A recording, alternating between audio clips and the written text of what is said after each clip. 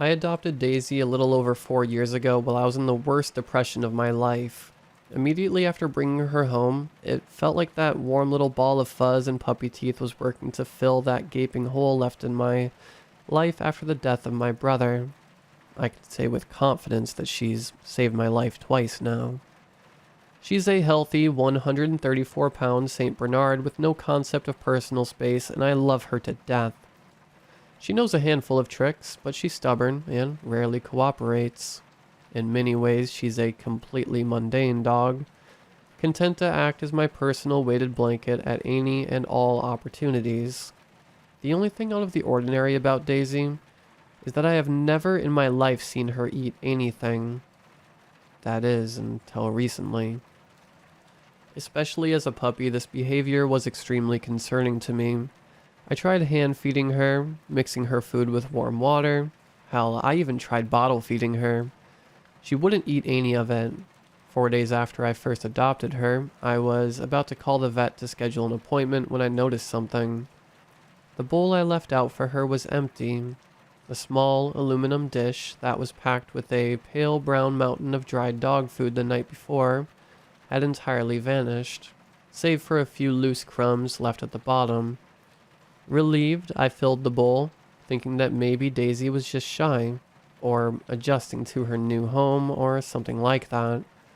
Still, I consulted with the vet about this behavior at her next checkup. Well, she's definitely a healthy weight for her age.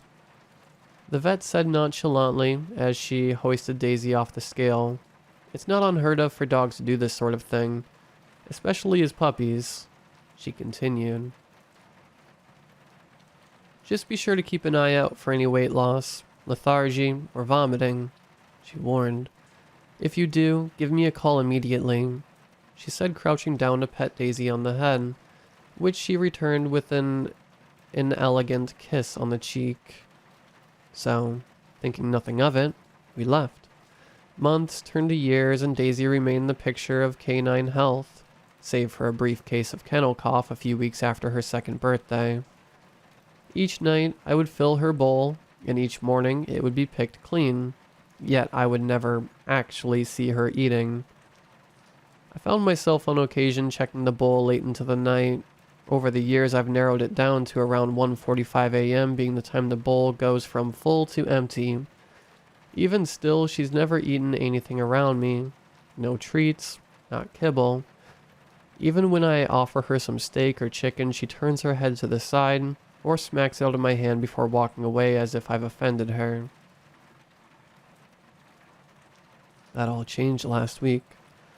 It started off as standard as any other Saturday night.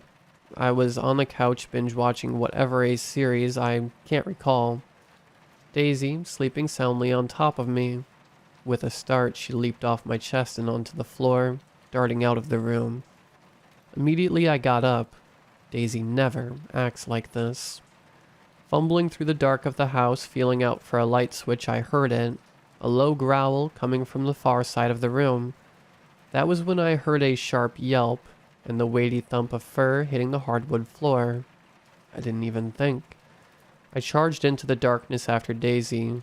Just as my eyes adjusted to the dim light of the kitchen, I was able to make out the silhouette of a man. He was tall, his obscured head nearly brushed the ceiling. The rest of his figure was indescribable in the dark, standing as an obelisk of pure obsidian, cutting through the dull gray. He was standing in front of an open window that I was sure I had locked. He reeled back to kick Daisy once more when I threw myself out at him, tackling him blindly to the floor. I felt nothing but pure animosity for this man as I began to wail mercilessly on him, pummeling his face, chest, anything within reach. I grabbed his head as I pinned him to the floor and began slamming it into the hardwood. I pulled back my arm, fully intending to shatter the stranger's nose into his brain, or even touching Daisy, when I felt a hot sting in my side. I looked down. He stabbed me. A small knife was jabbed into my abdomen, the blade shining in the dim light, blood trickling down the cool silver and pooling at my feet. The intruder pushed me to the side. the blade digging even deeper into my torso, with pain spreading throughout like a white-hot nail being driven along my veins. He stood up, dusting himself off before delivering a strong kick to the back of my head for good measure, the blow sending me reeling as I struggled for breath. That's when I heard something snap. It sounded exactly like when you break a twig in half, the fibrous material straining against itself as it tears asunder.